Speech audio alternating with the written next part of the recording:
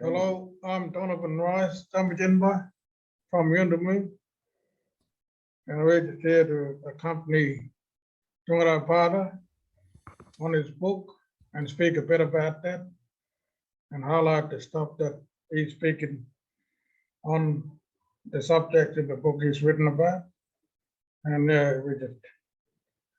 he's been here a long time, since the 1970s or earlier, I reckon. So yeah, he's been here for quite a while now. He's become one of Yurnumu's family, all right. And yeah, it's just wonderful to have history written in the book that he's provided us with. It's wonderful to go back and have a look at those things in the book that he's written about.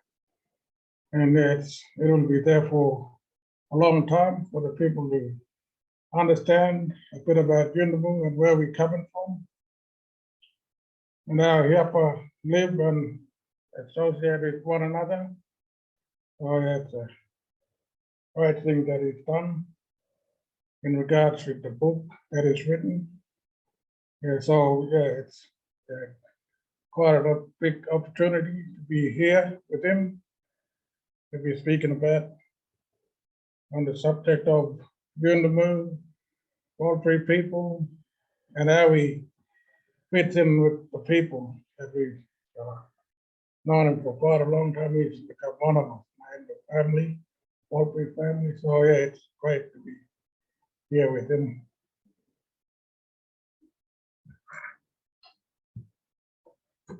Ta-da. You want to say something, Ned, or do you want to wait until later? Okay. All right then. Yeah, okay, my name's Frank Baarda. I've lived here since 1973 when my family and myself came here. And that was before Donovan was born, by the way. It just so happens he was named after our oldest son. So there you go, who's also called Donovan. And anyway, I'm here to talk about this book of mine. There it is, look at that, isn't it pretty? And I'll talk about a few other things as well. By the way, there are compelling legal reasons why we won't be speaking about what happened here in November 2019. And we ask that anybody that wants to have questions or comments later on, if they just avoid that subject. There's plenty of other things to talk about. One question is, why did I write this book? And one thing that I want to make clear is that in no way do I consider myself to be speaking on behalf of the Warlpiri people. I'm not a Warlpiri person. I am Tumarai, but that is no big deal. I explain in my book a little bit about how that skin name system works. And why I wrote it is that whilst Warlpiri people are very capable of speaking for themselves, they are not listened all that much to. So fair enough, okay, here I am, I live here, this is my home, these are my friends, these are, in some ways, they're my family. And so I'm quite prepared to talk about the things that affect the people here. Now, one of the things that's, I've made a few notes here. I've got some interesting words to say. For instance, I've got here the heading, shitloads of money. Shitloads of money is the government with their billions of dollars that they spend on Indigenous Australians and so on. And all those people watching, I want to tell you one thing, that very little bit of that money ends up in Warlpiri pockets. I'm not aware of anybody in Yuendumu having investments in the Cayman Islands. And I also am pretty sure that no one here has a Swiss bank account. So when people start saying, oh, my taxpayers' money is going to all these black fellows, and what we get in return, blah, blah, blah, blah, blah, just be absolutely sure that that money doesn't reach here. We get to see it. There's ever more people coming here. They usually come in four-wheel drive vehicles, 2 at a time. A little bit silly that is, because we've now got bitumen all the way to Alice Springs, so I don't know why they're driving four-wheel drives. And you see them walking around Yuendumu with a clipboard or a notebook or an iPad or something, and they approach some unfortunate natives and sort of start asking them questions, and then they tick a few boxes and write a report about it. That sort of stuff costs a hell of a lot of money, your taxpayers' money and mine, and we don't get to see much of it. So that takes care of shitloads of money. What else have I got here? Local disempowerment. Okay. Whenever people here are asked by politicians or bureaucrats or somebody doing a research or whatever, or a mentor or one of those people, a trauma counsellor or something, or a health expert, they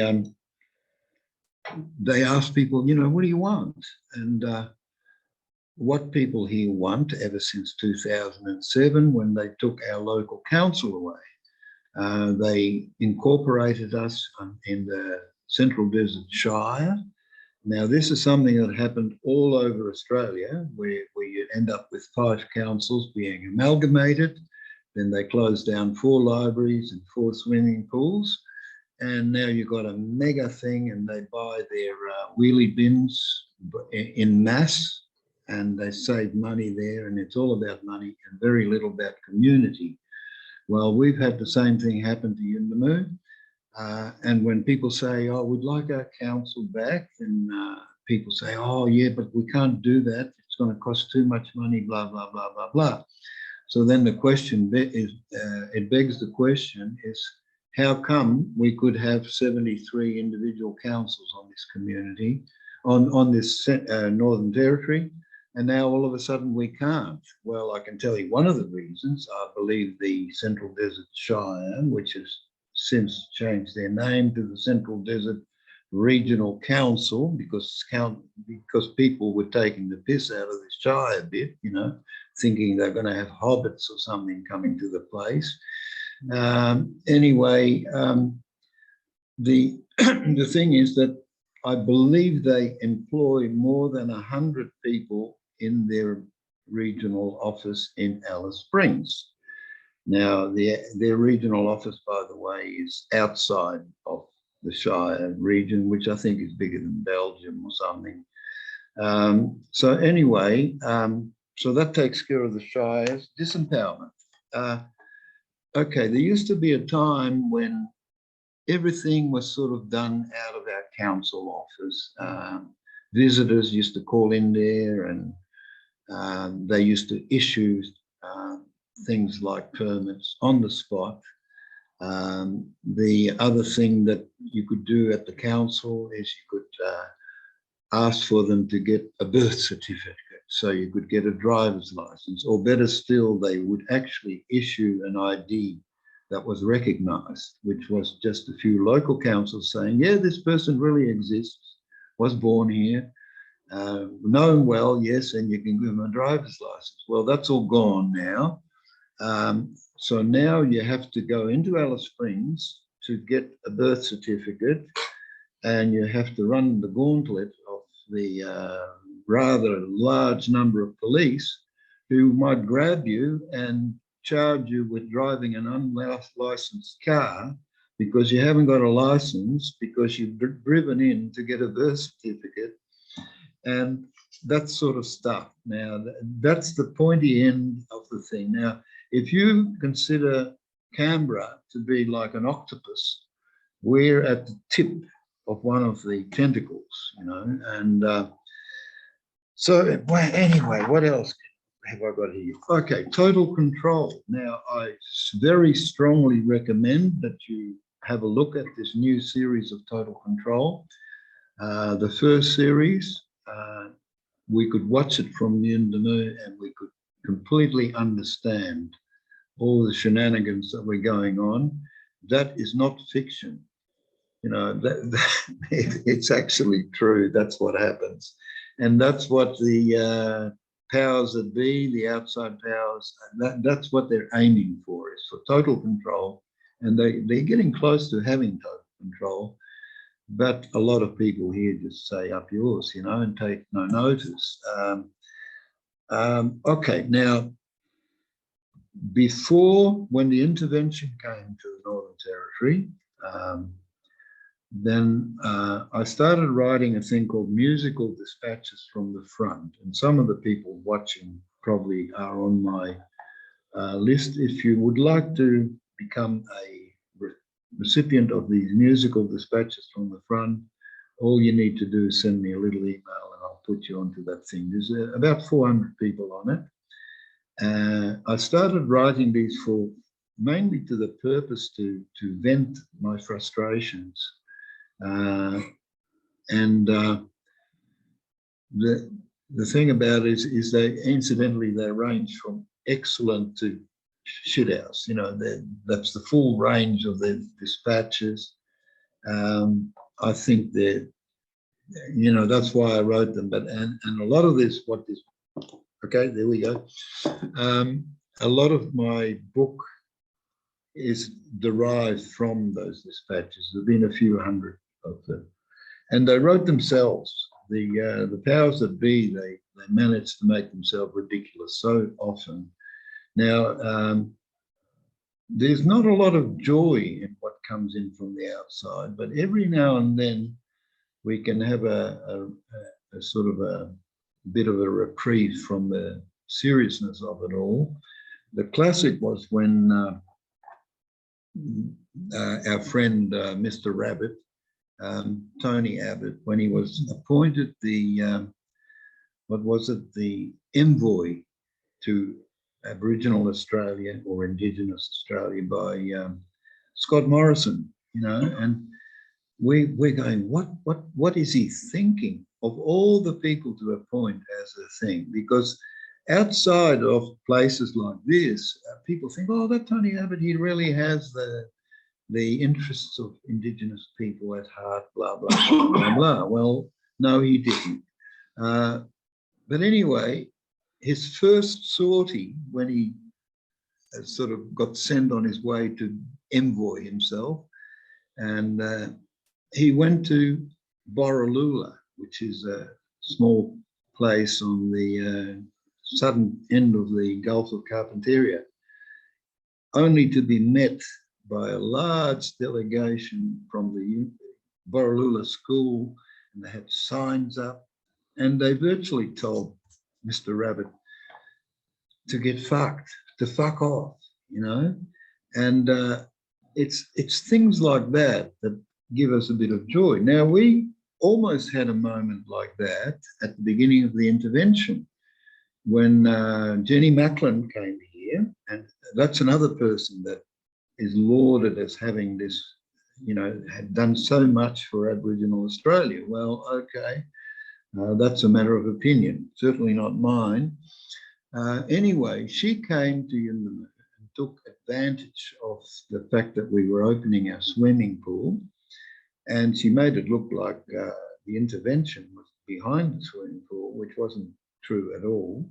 It had all been organised before the intervention. And then not only that, she showed herself a master at manipulating the media, and our 400 signature petition against the intervention, she managed to completely poo-poo it and make it disappear. And so she completely bounced us, and very cleverly, she's very good. So anyway, she was going to come back to Yuendumu. Well, this time we were ready for it. We actually had little meetings at which we talked what sort of posters would we make and what would we ask her, what would we tell her. Anyway, we're all ready for the second visit from Jenny Macklin, and there up high, very high, there was this little plane, and we thought, oh, that's Jenny Macklin, she's coming out. And guess what? She kept going. She went all the way to Lajamana. She cancelled her visit to Yuendumu because somebody, and this is something that's getting to be very sort of common to Australia, is somebody leaked the fact that we were ready for her, so we missed our chance, and she never came back. So anyway, what other little thing have I got here? All right, the other thing too is that I get asked all the time, I get asked by people that I meet, my friends or whatever, they say, oh, this is dreadful what's happening in Aboriginal Australia. What can I do to help? Okay. And well, basically it's not up to us to help. Aboriginal people have been shouting to the rooftops, they've been answering questions, there's been reports, there's the deaths in custody, bringing them home report, and a whole royal commission about that torture that they were doing at Don Dale. And, you know, it doesn't matter what Aboriginal people say, they come out with the Uluru Statement from the heart. And straight away, in one sentence, the Prime Minister of the country at the time just dismisses it. Oh, no, we don't want a third tier of government. Complete lie. And so this is what we have to put up with, is these people that come here and lie to us. And okay, what can you and I that are not Indigenous people do about it? Well, about the only thing left to us is to get a good hearty belly laugh about the ridiculousness of it all, and also maybe to act as whistleblowers. To whenever somebody says, oh, those Aboriginal people, this and that and that, we say, well, hang on, maybe there's a bit of lying, a bit of propaganda happening here. So that's about all we can do. We don't need to speak for Aboriginal people because they speak for themselves. All we need to do is get people to listen. Okay, why I wrote is, what can I do? Whistleblowers, total control, lies and propaganda of the intervention. Oh, the apology. Now, there's the apology. We had one Prime Minister that refused to apologise. I will not be responsible for what people did 100 years ago or whatever. Never mind what he was doing at the time. But okay, the 10-point plan that watered down land rights and all this sort of stuff. So that was one Prime Minister. So along comes the next one. And the previous, John Howard, he tried this intervention, you know, which somebody very cleverly called Aboriginal Children Overboard. So you can make of that what you like. And it failed. It didn't work. He tried that little trick again. And so then in comes Kevin 007, right? And first thing he does an apology to the stolen generation. And I must admit, I got sucked in by that. I thought, this is terrific. You know, we will turn a new leaf, new page or something, I don't know what it was, and we will not repeat the mistakes of the past. And it was wonderful. He pretended that he wrote it overnight. I don't think so. I think he spent a long time writing that one. And he's been dining out on it ever since. We even have things like the anniversary of the apology, and there are still a large number of people that think it's wonderful. Well, it would be wonderful if he'd followed up on it, because what did the incoming Kevin 007 and his cohorts do? They took over the intervention. They didn't roll it back like they half promised. No, they took it over and made it stronger even, made it worse. And then after 5 years of it, they brought in a thing called Stronger Futures. Now, yeah, whose future? This is a good question. And they extended it for 10 years. Next year, it'll run out. Well, I think they'll be back. They'll have a new slogan. I don't know what it'll be. And they'll extend it maybe for 20 years, 5, 10, 20, who knows? But anyway, Kevin Rudd's apology to the stolen generation. Stealing children has not stopped. In fact, it's just as bad as ever. It's a major industry. Taking children away is a major industry. It's all about money these days. They got some things completely wrong. They base the whole child welfare and child things on the European little unit family, you know, like the ones that you see on cornflake packets and things, you know, the regular family. Here we've got an extended network of family, and yet those people from the welfare, from the child protection, they've got no idea, and they take kids away. And it's still happening, and it's got to stop. And I don't know, there's a little bit about this here. There is a few stories of how they operate, what actually happened here in Yuendumu. There's a story of some children that they got back, some kids that they didn't. So that's the apology and the new stolen generation. Shitloads of money I've already spoken to. Now, language. This is a pretty important thing. Now, in Yuendumu, we are very fortunate. There are still about 3,000 people whose mother tongue is the Warlpiri language, right? And all those many Indigenous people from most of Australia whose languages have been stolen, they didn't just steal children, they stole languages, right? And those people, they know what they've lost. And here we are in Yuendumu. We've got one of I think there's only two dozen or so Aboriginal languages left where it is the mother tongue people. And we in Yuendumu are lucky to be one of those places. Now, there's a lot of misunderstandings about language. The teaching of language, bilingual education, it's misunderstood by some very high-placed people in the Department of Education. How else could they come up with, dreamt up the 4 hours English only thing? Okay, there's a little note. Yeah, it's a ripper. Thank you, Andrew. Yes, Andrew says my book's a ripper. That's nice to know. Anyway, but language is okay. In Australia, there was over 200 languages. There are still people that insist that they think they're dialects. No, there was about 600 dialects. And anybody that knows more than one language, that has had the fortune to grow up with more than one language, will understand this, that every language has got its own way of being. It's not just ways of saying things, it's inside, you know, it's what's in your soul or whatever you want to call it.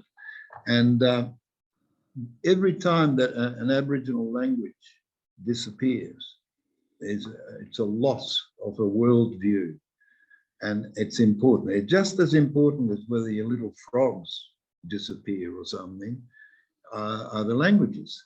And so much of people's being, identity, call it what you like, is tied up to the language. All right, we had 200 odd languages in Australia. There's about 2 dozen still strong. And then people say, oh, dialects, blah, blah, blah. No, they're languages. And I can give you a very good local example. Now, if people are interested in this stuff, very good to see you. It would be great to hear from you all. Yeah, you will. Don't worry, Melinda. I'll shut up soon. But anyway, if you grab a map of Australia and superimpose it on a map of Europe, then you get a bit of an inkling of what this language is all about. You go from Switzerland, where they have 3 official languages. You go to, you have those Latin languages, and then there's all those Anglo languages, and there's Norwegian languages, and there's the odd bull Basque and Hungarian and stuff like that. And then I'll give you a local example now. Some of you will have heard of Trieste, which is between Croatia and Italy. And on the eastern side of Trieste, there are all the Slavic languages. On the western side, there are all the Latin languages. And there's a big divide there. Well, we've got something very similar here. Here in Yuendumu, which people speak Warlpiri, 35 kilometres further east, they speak in Machara. And Machara is as different to Warlpiri as Croatian is to Italian. So we got one of these little lines, you know, these sort of things. And if you start delving into Aboriginal languages, every language has got certain features about it which are untranslatable, or they're translatable into some languages and not others. And there's one word that I use as an example of this, which is the word, it's in Portuguese, it's saudades. In Spanish, it's añoranzas.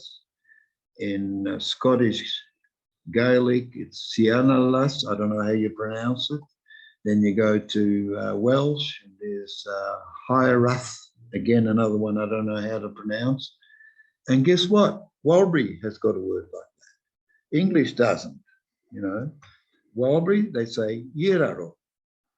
Now, yiraro, you can't translate into English, but you can translate it into Portuguese. And that's the wonderful thing about languages, you see, and it's one of my passions. And there's a fair bit in this which talks about the history of bilingual education at the school.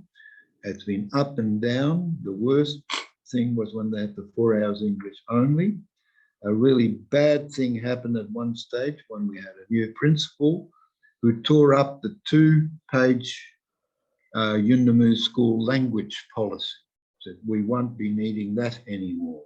That's as low as it gets. We are on the way up. Some optimistic things happen. At the Yuendumu school at the moment has got a large number of Warlpiri people working in the school that have been there for longer than a year, that are hanging on to those jobs. So all this business about Aboriginal people don't want to work, blah, blah, blah, forget about it. Our Yuendumu school is a good example of what is possible. Give it a bit of time. They're working on the curriculum. They're trying to introduce more and more Warlpiri stuff into the curriculum. Give it a few years and we might be to where Warlpiri and English are level. So anyway, that's languages. Hey, I'm nearly finished here. Justice, incarceration. Okay, definitely watch that Incarceration Nation thing. It's an excellent film. I just recently saw it, and quite often when we watch television here in Yuendumu, we think, oh, what are they talking about? They've got no idea.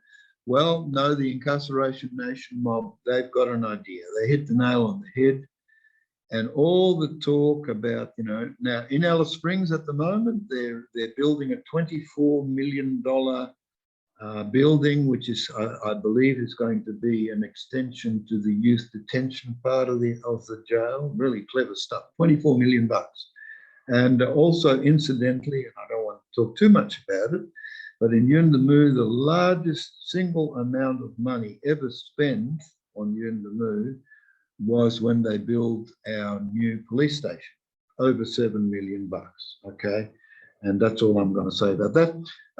I think I've done enough talking, really. I don't know how long it's lasted or whatever. I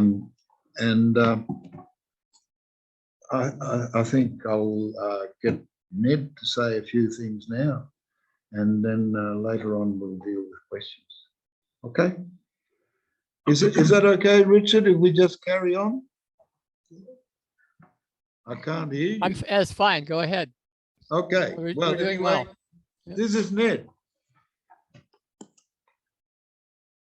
Oh, there we go. Hi, good day, mate. How are you?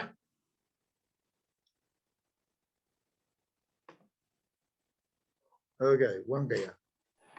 We can't speak. We just go ahead.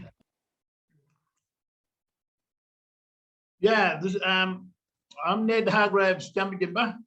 I'm a Warlpiri man. But I'm very, very honored to speak on behalf of my good friend, as well as my family, because for a very long time we both lived here, and suffered a lot of things that come our way, and really made my our lives miserable. But I want to talk about the book. The book is so amazing. It is so great because as Bulgaria, as a white man, when you look at it, and when I look at it, it's completely different. Because your point of view, when you look at it, you think of it, what is he talking about? Well, it's everything there. Because we want to tell you, we want to share with you how we live, how we've been treated. And that is the most true story ever told. Nobody, white man, ever come to talk to us like this and say, look, I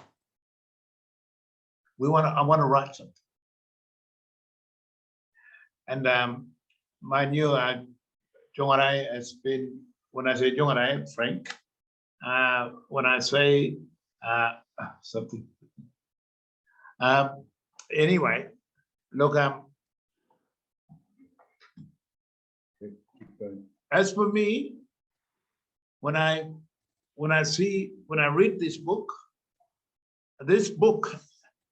has really made me it really made me sad, but it also telling it to everybody, white people, it's the truth. That's us. And with this book, for me, for my Yapa, for my people here, it has done us a proud.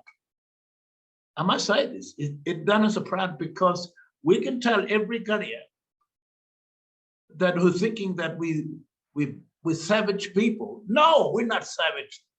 Lawa, no, it's not true. With you, with the world, we want to share the life.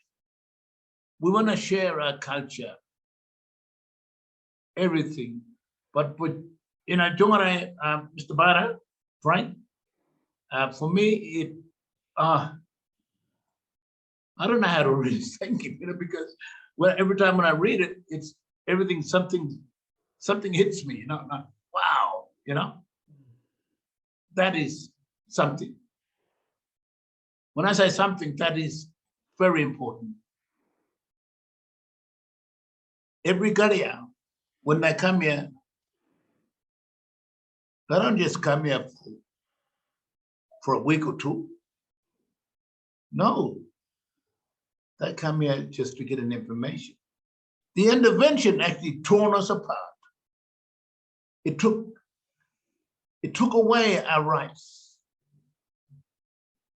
We're having a big problem in Yuendumu,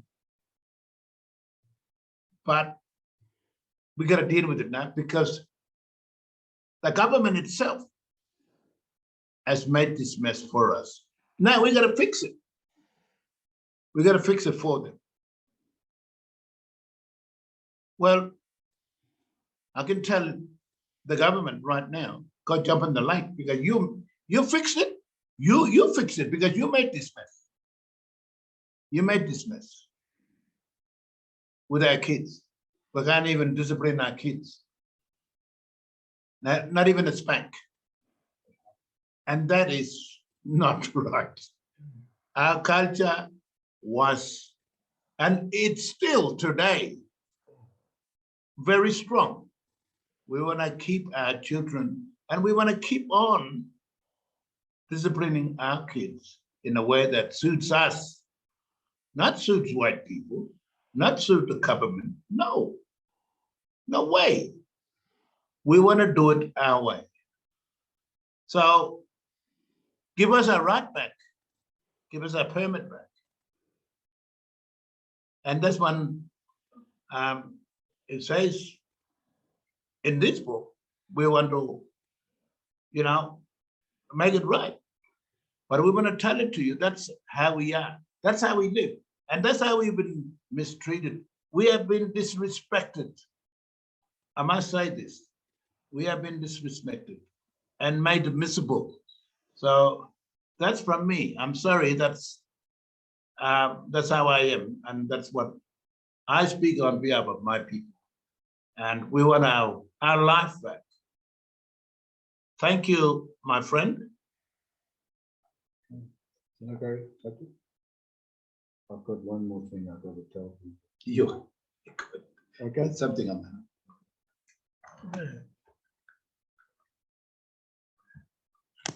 There's one thing I left out to talk about land rights. Okay. Now, at the moment, in the government is trying to sneak through some legislation which is called the the Aboriginal Land Rights Act Economic Empowerment Amendments. Now, on the 5th, in a couple of days, okay, all right. I keep getting these messages, that's fine. Now, on the 5th, which is only 2 days away, is the deadline for submissions to the Senate inquiry into these amendments to the Land Right Act. I've put in a submission, it's very short. And what I've put in my submission is that this very complicated, long-winded stuff, economic empowerment bill, is not, it's empowerment, all right, but to the wrong people, not to Warlpiri people or Indigenous people at all. But anyway, I urge you to put in a submission. It doesn't have to be long. All you have to say is that you are not aware of this legislation even existing. And I can tell you, I can ask Donovan here, and I can ask Ned, have you ever heard of this legislation? No, and we don't even know. This is a thing that hits us all the time. Right. It hits us, and we surprise us with a whole lot of things. And we have never had anybody from the government actually come to us and tell us and explain to us, what is this? If you want to come and tell something, you bring your swag for the 2 week, not for 1 day, and it's a little message saying this, that this message is for you, and we don't understand nothing. So that whatever that thing is, we don't know, and we don't know exactly what it's for. So if you want to come and tell something to me, you bring your swag for 1 week or 2 weeks. So there we go.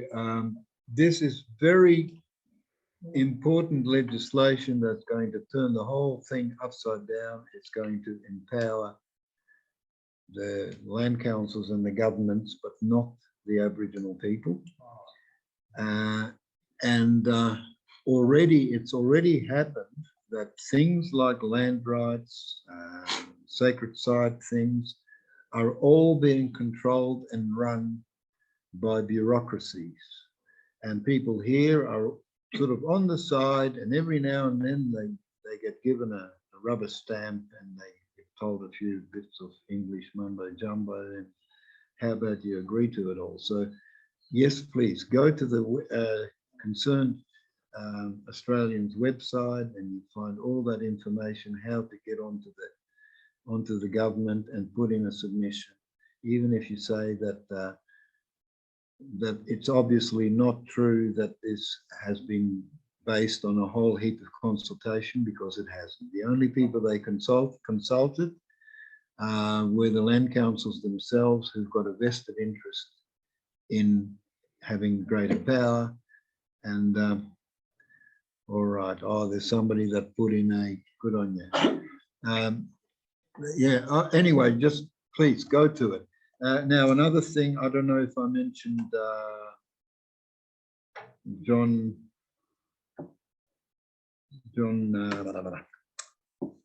mental block. No, he's a barrister in Darwin who's written an article about the legal situation here.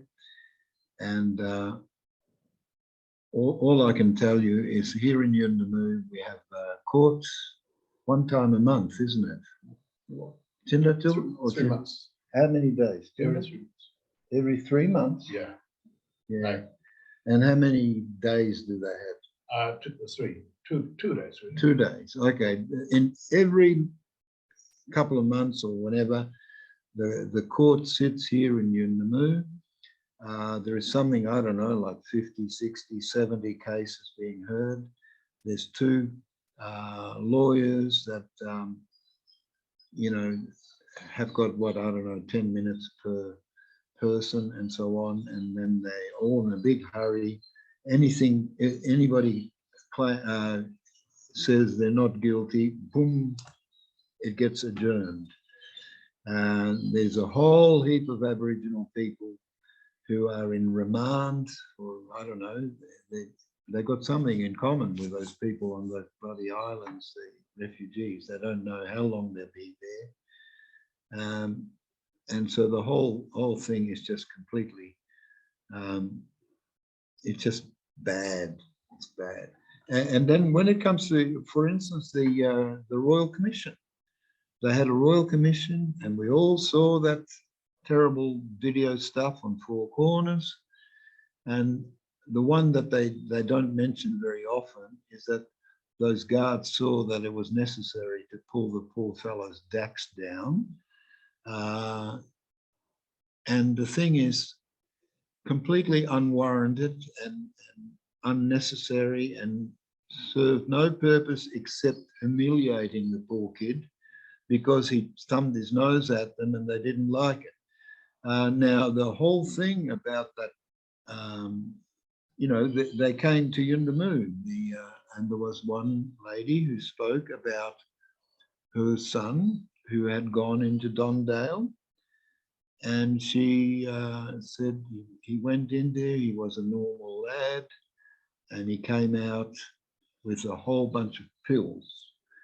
Well, that was her way of saying that they'd driven him insane. He was suddenly on all sorts of antipsychotic drugs and so on. And that was her little contribution here in Yuendumu.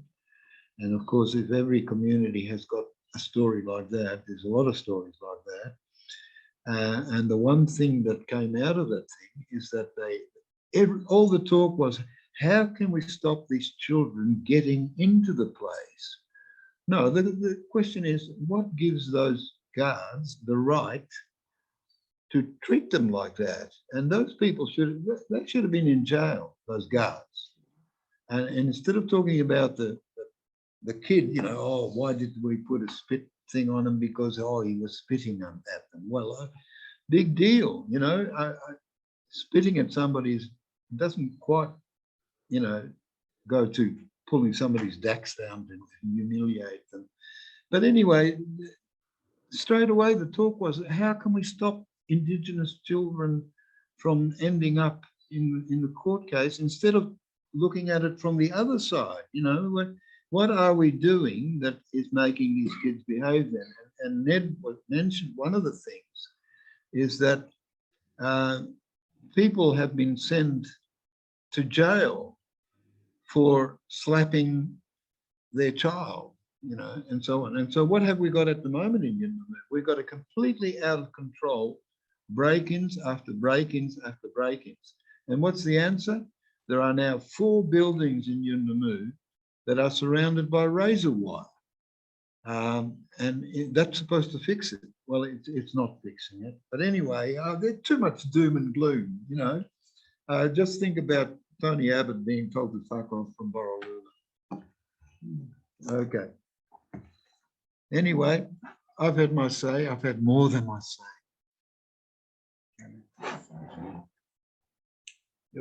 Okay. Yeah. I don't know how long we've been going. All days, anyway. Someone said, tell us about all days. Yeah, that was Melinda. Yeah. You want to tell them a bit about the old days? Tell them how things were different. Hello, Donovan here. Just want to talk about the old days, how it was, where the council, that self-determination, and all the stuff that's been done was grassroots level, you know, kept here. And that way the community thrived, you know, grew and was strong together as one. But I'm working with the people from here, from the ground up, grassroots level. So self-determination, I think that's the way to go about fixing things up. I guess, yeah, back in the 80s, everything was stronger and togetherness. But there wasn't anyone coming in from outside, you know, to tell us what to do. It was kept within Yurntumu, you know. And whatever problems we had, we, you know, got together and solved it. And it was kept here, you know. So that's the one thing that I can remember was self-determination and local councils all working together without all the stuff that's happening now with the government, the council set up that are coming from outside telling us what to do. So somehow maybe that's the one of the problems that we have, and we need to have access to, you know, determining our own future, our say, and our way of life, and keeping it going, you know. So it's one of the points that I want to mention is togetherness, self-determination. It's a big thing that keeps us going. Yeah. Okay. I'm good tomorrow. You're good? Above Amnesty's event is tomorrow evening. Okay. All right. We've sort of done our bit, I think. And yeah, when Donovan says self-determination, that's there's a lot of propaganda that says that self-determination has failed. Well, it didn't fail. It just wasn't supported. Never had a chance, but it did not fail at all. When it worked, it was excellent, but it didn't get much support from the powers that be. And I can tell you why that is. Because the moment people start self-determining, you're not controlling them. And you can say the same thing about bilingual education in the school. We've had school inspectors and people turn up at the school, and they were pretty well stumped because they didn't know what the hell was going on. And of course, they were all against self-determination. They were against bilingual education. They were against self-determination. Why? Because it threatened their authority. It threatened their power, and that's still the case. Anyway. All right. You want to say goodbye? Thank you very much.